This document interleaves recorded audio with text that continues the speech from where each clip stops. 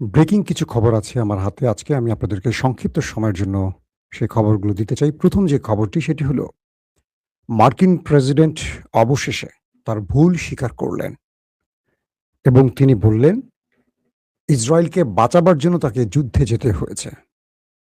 দ্বিতীয় গুরুত্বপূর্ণ খবর, মার্কিন যুক্তরাষ্ট্র ইরানকে ২ টো শর্ত দিয়ে বাকি শর্তগুলো খারিজ করে দিয়েছে। তার মানে আমেরিকা যে ভুল স্বীকার করেছে সেই ভুলের পথে আবার হাঁটছে, অর্থাৎ আরেকটি বড় যুদ্ধের দিকে হাঁটতে যাচ্ছে মার্কিন যুক্তরাষ্ট্র। ৩ নম্বর গুরুত্বপূর্ণ খবর, লেবাননে হামলা আরো সম্প্রসারিত করার সিদ্ধান্ত নিয়েছে ইসরায়েলের প্রধানমন্ত্রী নেতানিয়াহু। তিনি বললেন, তার বাহিনীকে তিনি আরো জোরদার হামলার নির্দেশ দিয়েছেন। পাশাপাশি ৩টি রাষ্ট্র দখলে এখন মরিয়া ইসরায়েল। ৪ নম্বর গুরুত্বপূর্ণ খবর, ইমরান খানের সাথে গোপনে দেখা করেছেন পাকিস্তানের সাবেক সেনাপ্রধান। বলা হচ্ছে আসিফ মনির কি বার্তা পাঠালো, সেই বিষয়টি নিয়ে এখন চাঞ্চল্য সৃষ্টি হয়েছে পুরো পাকিস্তান জুড়ে। প্রিয় দর্শক, আমি আপনাদেরকে এই খবরগুলো দেওয়ার চেষ্টা করছি একটা একটা করে। প্রথম যে খবরটি দিয়ে শুরু করতে চাই, ইমরান খান।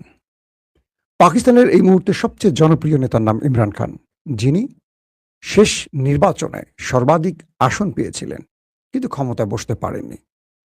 অর্থাৎ পাকিস্তানের সামরিক ইস্টাবলিশমেন্ট ইমরানকে ক্ষমতায় বসতে দেননি। তার আসন কমিয়ে যারা পরাজিত শক্তি, যারা ইমরান খানের আসনের ধারে কাছেও ছিল না, তাদেরকে বানানো হলো পাকিস্তানের সরকার। অর্থাৎ পাকিস্তান সামরিক বাহিনী যেভাবে চায় সেভাবেই রাষ্ট্র পরিচালিত হয়, সরকার গঠন হয়। এটা আবারও প্রমাণ হয়েছিল। এরপর থেকে ইমরান খান জেল থেকেই তার পুরো লড়াইটা এখন পর্যন্ত টেনে নিয়েছেন। প্রায় ৩-৪ বছর হয়ে গেছে ইমরান খান এই লড়াইটা অব্যাহত রেখেছেন জেল থেকে।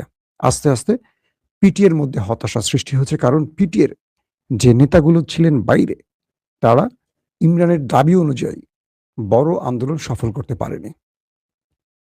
কিন্তু পাকিস্তান এই মুহূর্তে নতুন এক পথে যাত্রা করেছে, যেখানে ইরান আমেরিকার যুদ্ধে পাকিস্তানের ফিল্ড মার্শাল আসিম মনির এবং সেনাপ্রধান শাহবাজ শরীফ মার্কিন যুক্তরাষ্ট্রের পছন্দের তালিকার টপে উঠে এসছে। আসিম মনির ভারতকে সরিয়ে পাকিস্তানকে মার্কিন যুক্তরাষ্ট্রের কোলে নিয়ে বসিয়েছেন এবং এখন পর্যন্ত ট্রাম্পের অবস্থা দেখে মনে হয় তিনি ভারতকে ভালোবাসেন, তবে পাকিস্তানকেও একটু বেশি বাসেন। এই নীতিটা তিনি প্রদর্শন করছেন, যদিও স্বার্থের ক্ষেত্রে তিনি ভারতকেই অগ্রাধিকার দেন পাকিস্তানের চেয়েও বেশি। যেমন ভারত রাশিয়া থেকে তেল নিতে পারে, কিন্তু পাকিস্তান নিতে পারে না। পাকিস্তানকে সেই কাজটা করতে দেবে না তারা। এই একটা অবস্থা, অর্থাৎ পাকিস্তানকে ব্যবহারের জন্য রাখা হয়েছে, টিস্যুর মতো। তো আসিফ মনির বুঝতে পারছেন যে ইমরানবিহীন এই রাষ্ট্রে তিনি খুব ভালো একটা পাকিস্তান উপহার দিতে পারছেন না। তিনি ব্যক্তিগতভাবে লাভবান হচ্ছেন, তিনি অর্থ লুটপাট করতে পারছেন, বা সামরিক ঊর্ধ্বতন অফিসাররা প্রচুর অর্থ লুটপাট করতে পারছেন, তারা ক্ষমতায় বসে থাকতে পারছেন, নাম ফোটাতে পারছেন, নাম ছড়াতে পারছেন। রাষ্ট্রকে কিছু দিতে পারছেন না, কারণ ইমরানের আমলের পর থেকে বা ইমরানকে জেলে ঢোকাবার পর থেকে ক্রমান্বয়ে পাকিস্তান অস্থির শুধু নয়, অর্থনৈতিকভাবে একেবারে পাকিস্তান ধ্বংসের শেষ কিনারায় পৌঁছে গেছে। বাংলাদেশের অর্ধেক রিজার্ভও এখন পাকিস্তানে নাই। বুঝতে পারছেন? তো এমন অবস্থায় আসিম মনির এটুকু বুঝতে পারছেন যে ইমরানের সাথে তিনি লড়াইটা করে দেশের ১২টা বাজিয়ে ফেলেছেন। আঞ্চলিক ভাষায় বলতে হবে গোয়া মেরে দিয়েছে পাকিস্তানকে। এরই খারাপ শব্দটা বলতে চাইনি, এটার জন্য সরি বলছি, ১২টা বাজিয়ে দিয়েছে। তো বলা হচ্ছে যে আসিফ মনিরের প্রিয় একজন অফিসার, সাবেক সেনাপ্রধান আশফাক পারভেজ কিয়ানি, তিনি গোপনে আডিয়ালা জেলে ইমরান খানের সাথে দেখা করেছেন। এই তথ্যটি আমার এক পাকিস্তানের বন্ধু সাংবাদিক দিয়েছেন। এটা আমি ক্রস চেক করেছি এবং বর্তমানে পাকিস্তানের বেশ কিছু গণমাধ্যম এটাকে খুব জোরে সোরে প্রচার করছে এবং পাকিস্তানের সাংবাদিক ব্লগাররা এটা নিয়ে বেশ আলোচনা করছেন যে আসিফ মনির তার পছন্দের বড় ভাই, কারণ আসিফ মনির তো রানিং সেনাপ্রধান, পূর্বে যিনি ছিলেন আশফাক পারভেজ কিয়ানি, তাকে দিয়ে ইমরান খানের কাছে কিছু বার্তা পাঠিয়েছেন। ইমরান খান সে বার্তায় না বলে দিয়েছেন, বলছেন আসিফ মনির এই চেয়ারে থাকলে তিনি কোনোভাবে জেল থেকে বের হবেন কি হবেন এটা নিয়ে তার কোনো টেনশন নেই, বাট এই ভঙ্গুর পাকিস্তান তিনি দেখতে চান না। ইমরান খানের এক বাক্যের কথা হলো, আমি যে পাকিস্তান গড়তে চাই আমাকে সেই পাকিস্তান গড়তে দিতে হবে, সেখানে সামরিক বাহিনী রাজনৈতিক কোনো হস্তক্ষেপ করতে পারবে না। কারণ সামরিক বাহিনী রাজনৈতিক হস্তক্ষেপের জন্য ক্রমান্বয়ে পাকিস্তান নিচের দিকে যাচ্ছে আর ভারত উপরের দিকে যাচ্ছে। এবং আর ঠিক এই মেসেজটি আসিম মনির জেনে আরো ক্ষিপ্ত হয়েছেন বলা হচ্ছে। তাই গিলগিট বালুচিস্তান এবং আজাদ কাশ্মীরে আসছে যে নির্বাচন, সেই নির্বাচনে পিটিআইকে ব্যাপক চাপের মধ্যে রেখেছে সেনাবাহিনী এবং সেনাবাহিনীর কোর কমান্ডাররা যারা এই বালুচিস্তান বা আজাদ কাশ্মীরে অবস্থান করছেন, তারা পিটিআইকে হারাবার জন্য সব রকম কারচুপি চেষ্টা করছেন। এই অভিযোগও পিটিআইয়ের পক্ষ থেকে এসেছে। তো এই মুহূর্তে একটি কথাই বলা যাচ্ছে যে ইমরান খানের সাথে আপোস করতে চান আসিম মনির, কিন্তু ইমরান খান আপোস করবেন না। আমরা দেখতে চাই শেষ পর্যন্ত আসলে কি হয়, মানে ছাড়টা কি ইমরান দেবেন না আসিম মনির দেবেন, সেটা হয়তো সামনের পরবর্তী কোনো খবরে আমরা জানাবো। বাট ইমরান খানের সাথে আপোস করতে চাচ্ছে, এই বিষয়টি এখন পুরো পাকিস্তানের গণমাধ্যমে এসছে। দর্শক, আসছি দ্বিতীয় গুরুত্বপূর্ণ খবরে। মার্কিন যুক্তরাষ্ট্রের প্রেসিডেন্ট ডোনাল্ড ট্রাম্প ইরানকে সাফ জানিয়ে দিয়েছেন সকল শর্ত বাতিল। তোমরা এ যাবৎ যতগুলো শব্দ দিয়েছ, আপনার ওই শব্দটা মাঝ বলা ঠিক হয়নি। আমি তো জানি, আমি যেন সরি বলেছি শব্দটা এরকম বলা উচিত, কিন্তু এরকম বলেছি। তো এখন যে বিষয়টি তৈরি হয়েছে সেটি হলো, ট্রাম্প ইরানকে বলছেন যে তুমি যে আমাকে 14-15টা শর্ত দিয়েছো, সকল শর্ত বাতিল। দুটো শর্তে তুমি রাজি থাকলে আমি হরমুজ বা গালফ কি বলে ওমান সাগর থেকে আমার বহন নিয়ে চলে যাব, যুদ্ধ বন্ধ হয়ে যাবে, তোমার শর্ত মেনে নেওয়া হবে। এই দুটো শর্ত না মানলে তোমার সাথে আমার আসন্ন যুদ্ধ খুব ভয়াবহ হবে, আর কোনো কথা নাই। বাকি সকল শর্ত খারিজ। কে বলছে? Donald Trump. দুটো শর্ত কি? হরমুজ থেকে তুমি কোনো টোল নিতে পারবে না এবং এখান থেকে তুমি চলে যেতে হবে, তোমাকে এটা আন্তর্জাতিক জলসীমা থাকবে। 2, তুমি নিউক্লিয়ার মিসাইল কিংবা অ্যাটম বোমা বানাতে পারবে না। এই দুটো শর্তে তুমি রাজি হও, আর কিছু লাগবে না।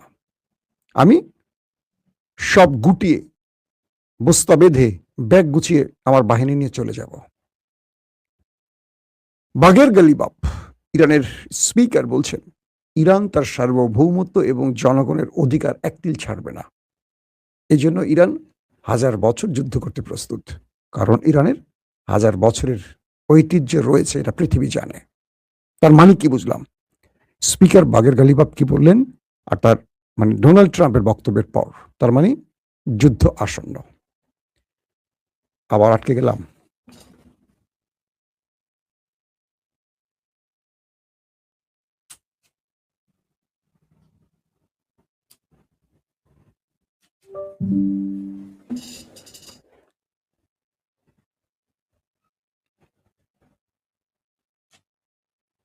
মাঝে মাঝে আমি আটকে যাই, বুঝছেন, ফ্রিজ হয়ে যায়। কেন ফ্রিজ হয়ে যায় জানি না।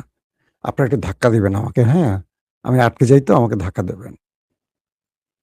তো এই মুহূর্তে যে জায়গাটা তৈরি হলো, তো বাগের গালিবাফ যেটি বললেন, ইরান তার সার্বভৌমত্ব বা তার জনগণের অধিকার একতিলও ছাড় দেবে না। অধিকার বলতে তিনি বুঝিয়েছেন হরমুজ প্রণালীর টোলটা ইরানের অধিকার। পৃথিবীর প্রতিটি দেশ তার জলসীমা থেকে টোল নিতে পারলে ইরান কেন পারবে না? তিনি পরোক্ষ বা প্রত্যক্ষ ভাবে বুঝিয়ে দিলেন যে টোল ইরান নেবে এবং নিউক্লিয়ার বোমা ইরান বানাবে না। এই ব্যাপারে আমরা তোমাদেরকে কথা দিতে পারি।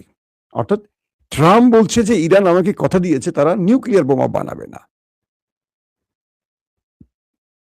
ইরান কিন্তু বলছে না যে আমরা এই কথা তাকে দিয়েছি। ইরান নিজে বলছে যে আমরা শান্তির জন্য আমরা নিউক্লিয়ার নিয়ে কাজ করছি। শান্তি মিনস আমরা পাওয়ার প্ল্যান্ট বানাবো, আমরা মানে মানুষের চিকিৎসার জন্য যে ইউরেনিয়ামের প্রয়োজন সেই বিষয়ে আমরা কাজ করছি। আমরা তো পূর্বেই বলছি, 40 বছর ধরে বলছি যে আমরা নিউক্লিয়ার বোমা বানাবো না। তোমরা শুধু বলছো বানাচ্ছি, কোথায় আমরা বানিয়েছি? কিন্তু এই মুহূর্তে ইরান আর এই কথাটি বলছে না। ইরান এই মুহূর্তে নিউক্লিয়ার নিয়ে কথাই বলছে না। তার মানে মার্কিন যুক্তরাষ্ট্র মনে করছে ইরান তলে তলে কাজ সেরে ফেলেছে। এখন তারা বলছে আমরা ইউরেনিয়াম নিয়ে কথাই বলবো না। আগে বলতো বানাবো না, এখন বলছে আমরা ইউরেনিয়াম নিয়ে কথাই বলবো না, আর ইউরেনিয়াম কোনো দেশে দেবই না। এইটাই ভয় পাচ্ছে ট্রাম্প যে আসলে তলে তলে ইরান কি করছে। আজ ফক্স নিউজে মার্কিন প্রেসিডেন্ট ডোনাল্ড ট্রাম্প তার একটা ইন্টারভিউ দিয়েছেন, সেখানে কয়েকটা উল্লেখযোগ্য কথা তিনি বলেছেন। তিনি বলেছেন লেবানন, ইরাকে আমেরিকা যে যুদ্ধ করেছে এটা ছিল তাদের ভুল সিদ্ধান্ত। আজকে ইরাক দেখে বা ইরাকের দিকে তাকালে মনে হয় আমেরিকা কত বড় ভুল করেছে। মানে ইরাক যুদ্ধের এত বছর পর মিলিয়ন মিলিয়ন মানুষকে মেরে আজকে ট্রাম্প বলছেন, যদিও তখন ট্রাম্প প্রেসিডেন্ট ছিলেন না, অন্য কেউ ছিলেন, বুশ টুশ ছিলেন আর কি। তিনি আজকে মার্কিন প্রেসিডেন্ট স্বীকার করলেন যে এটি মার্কিন যুক্তরাষ্ট্রের ভুল ছিল। এতগুলো মানুষ মেরে তারা এখন ভুল স্বীকার করছেন, ওই মানুষগুলো কি আর ফিরে আসবে? শুধু এইটুকু নয়, ট্রাম্প বলছেন ইরানে হামলা করা তার ভুল ছিল। এই ফক্স নিউজটা কাদের জানেন? এটা রিপাবলিকান বা ট্রাম্পের অনুসারী একটি মিডিয়া। আমেরিকার যত মিডিয়া আছে, BBC, new York Times, Washington post, এই যারা যারা আছে এরা কিন্তু ট্রাম্পকে কম বেশি বাস দেয়, কিন্তু ট্রাম্পের পক্ষের কথাগুলো সবসময় ফক্স নিউজ প্রচার করে, দেখবেন আপনারা। যেমন বাংলাদেশে একসময় আওয়ামী লীগের গণমাধ্যম ছিল জনকণ্ঠ, প্রথম আলো, যুগান্তর, সমকাল, ভোরের কাগজ, আজকের কাগজ, এগুলো সব ছিল আওয়ামী লীগের। আর জামাতের বা বিএনপির পক্ষে যারা কথা বলতো তারা ছিল কে? ইনকিলাব, নয়া দিগন্ত আর দিনকাল। দিনকাল তো বাংলাদেশের কেউ কখনো একটা কিনে পড়ছে এরকম রেকর্ড নাই। একটু ভালো ছিল নয়া দিগন্ত। ইনকিলাব পত্রিকাও কেউ কিনে পড়ে না, এটার নাম এখনকার যুবকরা জানেই না। একসময় পত্রিকাটার খুব মান ছিল, এই পত্রিকাটা দেশের জন্য ভালো ভূমিকা রাখতে পেরেছিল। পরক্ষণে এই পত্রিকাটি কিছুটা আওয়ামী লীগের সাথেও আঁতাত করে ফেলেছিল।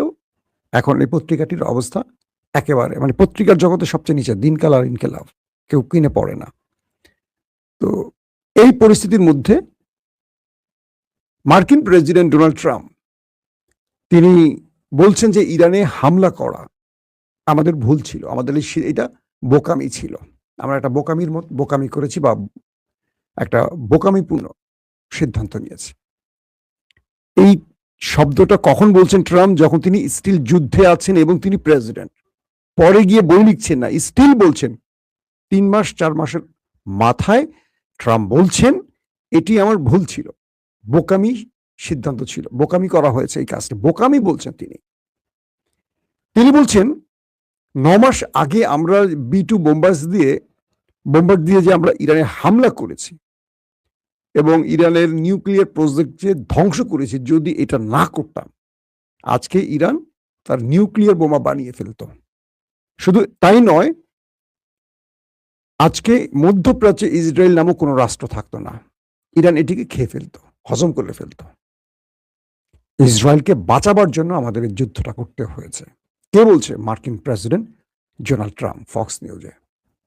অর্থাৎ তার এই সরল স্বীকারোক্তি কয়েকটা বিষয়কে ইঙ্গিত করছে। এক, ইসরায়েলকে বাঁচাবার জন্যই তিনি ইরানে হামলা করেছেন, আমেরিকান কোনো স্বার্থ নেই, যার কারণে আমেরিকা বা আমেরিকার ইস্টাবলিশমেন্ট বা আমেরিকার কংগ্রেসম্যান, রিপাবলিক হই কংগ্রেস বলি, সিনেটর, কেউ এই যুদ্ধটা চাইছে না। এবং পেন্টাগন, মার্কিন সামরিক সদর দপ্তর, তারাও এই যুদ্ধ চাইছে না, কারণ এই যুদ্ধটা আমেরিকার এক তিল স্বার্থ নেই, পুরোটা ইসরায়েলের স্বার্থ। তো ইসরায়েলের জন্য আমেরিকা ট্রিলিয়ন ট্রিলিয়ন ডলার খরচ করে যুদ্ধে নেমেছে, অজস্র সামরিক অস্ত্র হারিয়েছে, যুদ্ধ বিমান, ড্রোন, মিসাইল শেষ হয়েছে, প্রচুর সেনা মারা গেছে। মধ্যপ্রাচ্যের 16টি মার্কিন ঘাঁটিকে ধ্বংস করেছে একটা ভুল সিদ্ধান্তে। ট্রিলিয়ন ডলার খরচ হয়ে গেছে আমেরিকার একটা ইসরায়েলের জন্য। তিনি বলছেন এই সিদ্ধান্তটা ভুল। তার মানে এটা কি? তারা ইরান সম্পর্কে অকিবহাল ছিলেন না, যে ইরান কোন লেভেলে পৌঁছে গেছে। বলা হচ্ছে ইরান তার যুদ্ধবিরতির পর সামরিক খাতকে এতটা পাওয়ারফুল করেছে যে আমেরিকার গোয়েন্দা তথ্যের আলোকে প্রেসিডেন্ট ট্রাম্প বারবারই সিদ্ধান্ত নিয়ে পেছনে চলে যাচ্ছেন, ইরানে হামলা করবেন কি করবেন না।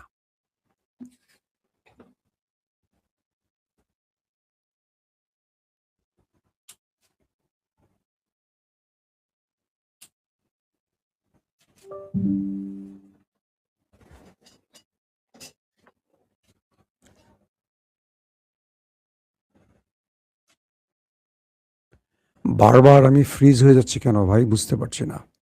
আমার লুকটা থাকে যখন ক্যামেরায়, তখন আমি আমার মনিটরটা অনেক সময় দেখি না, যখনই মনিটরে চোখ পড়ে তখন থেকে আমি ফ্রিজ হয়ে গেছি। মাঝে মাঝে ইন্টারনেটের বিভিন্ন প্রবলেমের জন্য এটা হয়। ওকে ভাই, আপনি নাই হয়ে গেছেন? আহারে ভাই, আমি তো নাই হয়ে গেলাম, আবার কিভাবে ফিরে আসলাম? তো এখন এই পরিস্থিতির মধ্যে যে দুর্দান্ত কিছু খবর এসছে, সেটা হলো ইরান 1000 রকেট বা মিসাইল তার আন্ডারগ্রাউন্ডে প্রস্তুত রেখেছে আমেরিকাকে প্রতিহত করার জন্য। মানে আমেরিকা যদি ইরানে কোন রকম মিস অ্যাডভেঞ্চার করে, অ্যাটাক করে, প্রথম দফায় 1000 মিসাইল তারা রেডি রেখেছে আন্ডারগ্রাউন্ডে, এবং এগুলো দিয়ে তারা প্রথম শত্রুকে মোকাবেলা করবে, এটা ইরান বলছে। বিভিন্ন কয়েকটা সূত্রের খবর আসছে। প্লাস 50 আন্ডারগ্রাউন্ড ফ্যাসিলিটিস রিভিল করে ফেলেছে ইরান। মানে আমেরিকা আক্রমণ করে ইরানের যেই আন্ডারগ্রাউন্ড মিসাইল স্টোরেজগুলোকে, মুখগুলোকে বন্ধ করে দিয়েছে, সেগুলোকে ইরান প্রায় 50টি আন্ডারগ্রাউন্ড ফ্যাসিলিটিকে কি করছে, আবার নতুন করে রিভিল করেছে। তার মানে এগুলো প্রস্তুত এখন হামলার জন্য। মাটি ফুঁড়ে ভয়ঙ্কর মিসাইলগুলো এখন যে কোনো সময় একটা সুইচ টিপার সঙ্গে সঙ্গে শত্রুকে টার্গেট করবে। পাশাপাশি গাজা, সিরিয়া এবং লেবানন, এই 3টি দেশে দখলদারিত্ব বজায় রেখেছে আমাদের নেতা কাকু।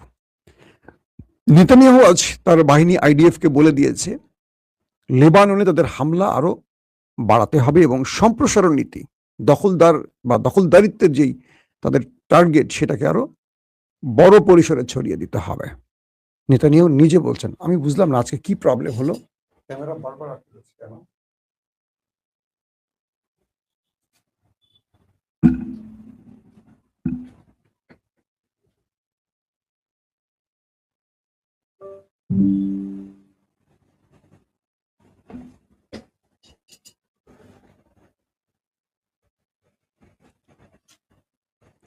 আজকে তো বারবার জ্বালাচ্ছে ভাই, খবর বলে মজা পাচ্ছি না।